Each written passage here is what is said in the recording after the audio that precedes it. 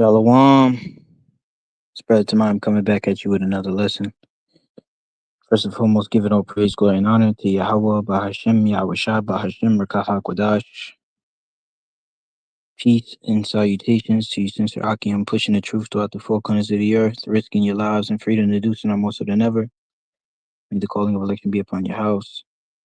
And I wanted to touch on the woman hath not power over her own body, but the man. You know, the head of the woman is the man. And this is 1 Corinthians chapter 11 and verse 8. For the man is not of the woman, but the woman of the man. Neither was the man created for the woman, but the woman for the man. So the woman was created to serve us. The head of the woman is the man. Okay, a woman was created from a man. That's why her name is woman. Let's go to the book of Genesis, the second chapter, and the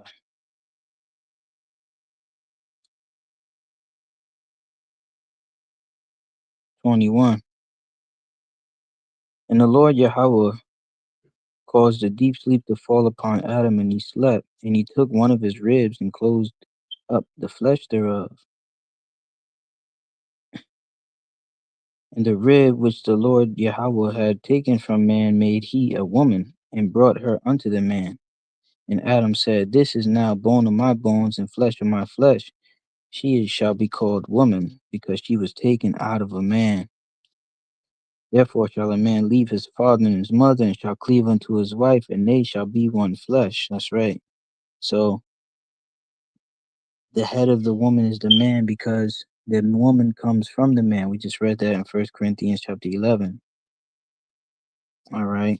And so the scripture says they're not to learn anything but ask their husbands at home, because it is a shame for a woman to speak. Scripture says, let the woman keep silence in the churches. 1 Corinthians chapter 14 and verse 33. For the Most High is not the author of confusion, but of peace, as in all churches of the saints. Let your woman keep silence in the churches, for it is not permitted unto them to speak, but they are commanded to be under obedience, as also saith the law. And if they will learn anything, they will let them ask their husbands at home, for it is a shame, for it is a shame for a woman to speak in church. That's right. So we don't talk to women that are, you know, that have husbands. You know, we'll speak to the husband. You know, we don't a woman is supposed to ask, she's supposed to learn from her husband. She's not supposed to learn from another man. That's why these plantation Christian churches are going off, because they have women that are preaching, they got women that are speaking, and they got women that are learning from other men um as well, that are not their husbands. All right. So our women is supposed to go back into the ways that our foremothers were doing it. All right. And the woman of our nation, they were obedient unto their men. And this is what the Lord is going to bring forth. Okay, let's go to the book of Salakia. First Peter chapter 3 and verse 1. It says, Likewise, ye wives, be in subjection to your own husbands, that if any obey not the word, that they also may be made without the word be won by the conversation of the wives.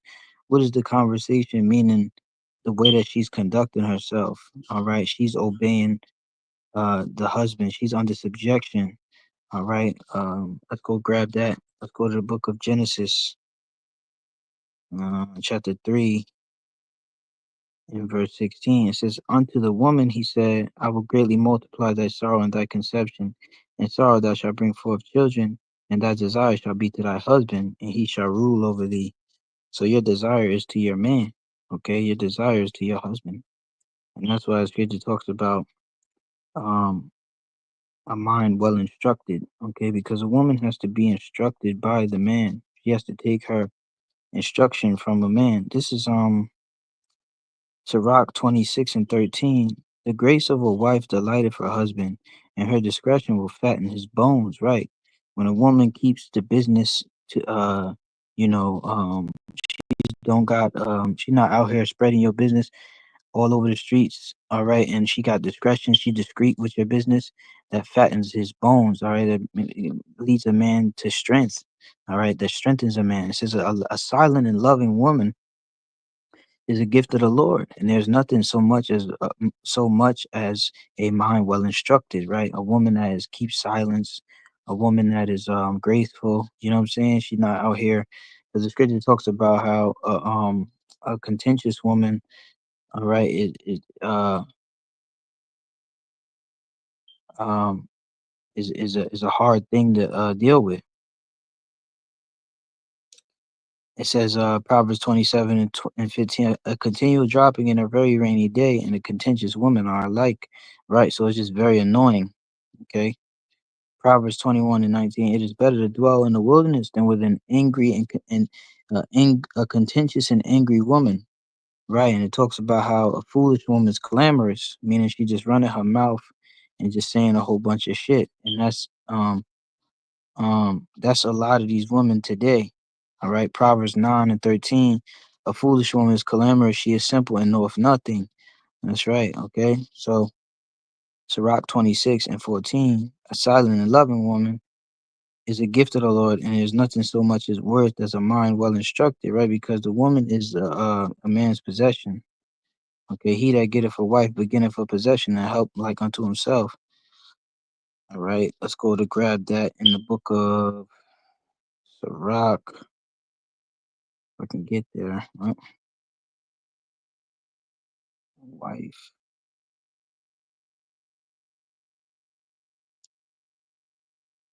uh, possession.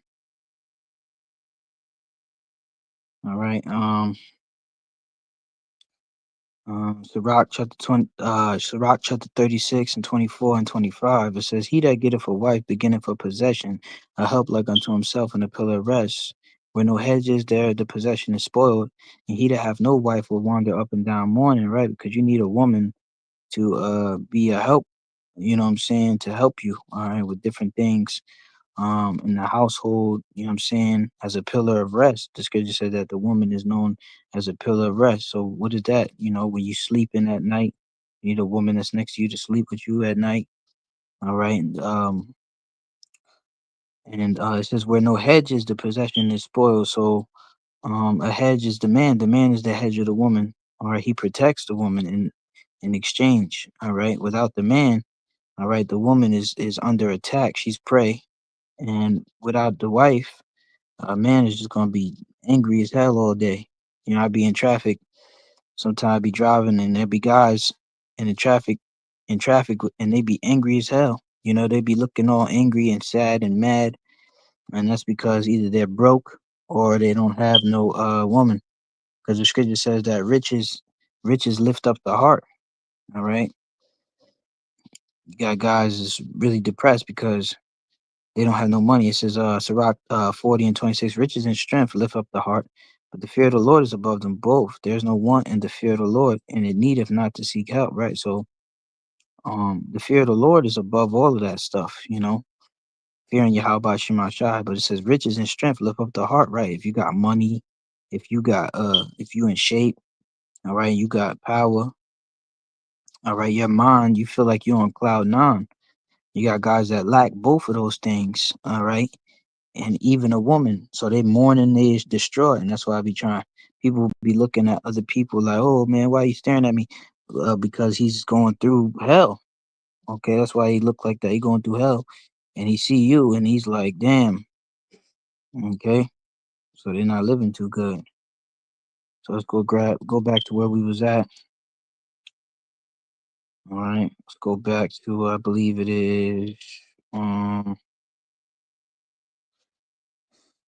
Slovakia. First Peter 3. And 2, it says, while they behold your chaste conversation coupled with fear, whose adorning let it not be the outward adorning of plaiting the hair and of wearing of gold or of putting on apparel. So it's not about wearing a bunch of makeup and wearing nails and having your hair look all fly. That's not what it's about. It says, but let it be the hidden man of the heart, in that which is not corruptible, even the ornament of a meek and quiet spirit, which is in the sight of the Most High Yahweh of good price, right? So a woman being shamefaced, all right? Scripture says a shamefaced woman is a double grace, all right, meaning that she back down, she humbles herself, she moving graceful, she's easily to be instructed upon, she takes instructions. She's a good follower. You know what I'm saying? She allows the man to lead. All right. It says, which in the sight of the Most High is of great price. So that in the sight of the Most High, that's a valuable woman. It says, for after this manner in the old time, the holy woman also who trusted in the Most High adorned themselves, being in subjection unto their own husbands. Right. It talks about an adorning because women, they're always about outward appearances. All right. And how they look and, oh, my hair and, oh, I'm getting thick and all that stuff. Right. But the scriptures is using it, the apostle Paul is using it like, yo, let it be the hidden man inside of the heart, meaning your mind. All right. This is the way that you're supposed to conduct yourself. It's not about outside, but you adorn yourself with being in subjection unto your own husband. All right. It says, even as Sarah obeyed Abraham, calling him Lord, whose daughters ye are, as long as ye do well and are not afraid with any amazement. Likewise, ye husbands dwell with them according to knowledge, giving honor unto the wife as unto the weaker vessel, and being heirs together of the grace of life, that your prayers be not hindered, right? Because the woman is weaker, so you're not supposed to just beat her up and shit. And the scripture says, be not a bull and not be not a lion in thine household. All right, so you don't want to just be fucking acting crazy. All right, you don't want to be in there just bugging out. It says, Sirach 4:30, be not a lion in thy house, nor frantic among thy servants. Right, and a woman is your servant. Okay, the Lord gave you her to serve you. All right, and when you go into that with definition, what does it mean to be frantic? All right,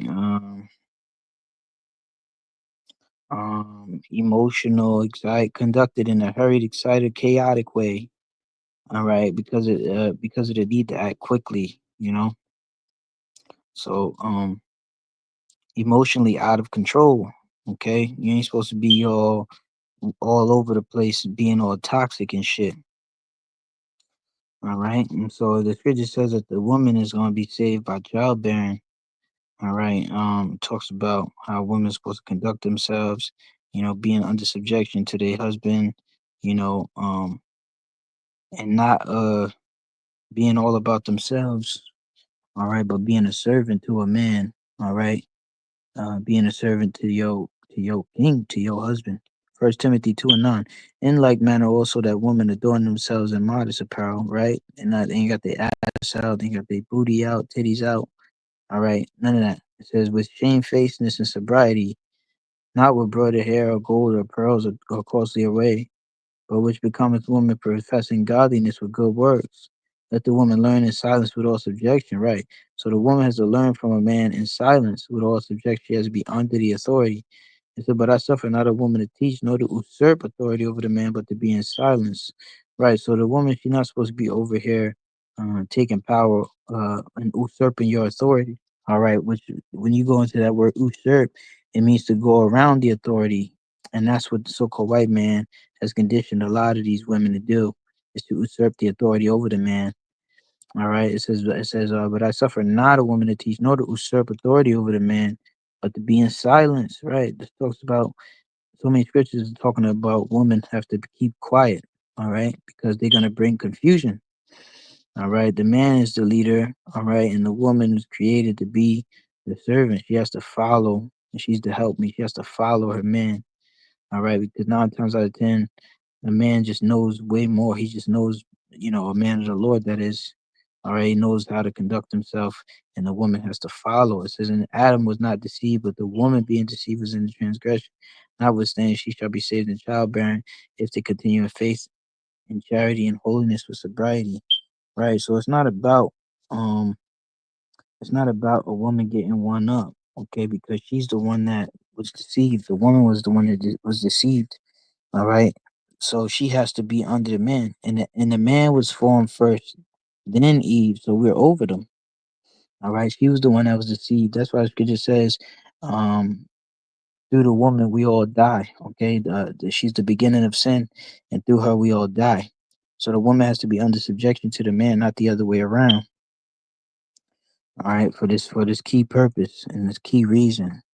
So you women out there is doing what you're supposed to do, following your man, not being contentious and going back and forth. Hey, the Lord is gonna bless you and deliver you. You'll be a one of the daughters of Zion that's cleansed from that filthiness. But for all you wicked bitches out there popping mad shit, talking shit, all right, trying to be over the man. You have women talking about, oh, can nobody kick me out? Can nobody do this?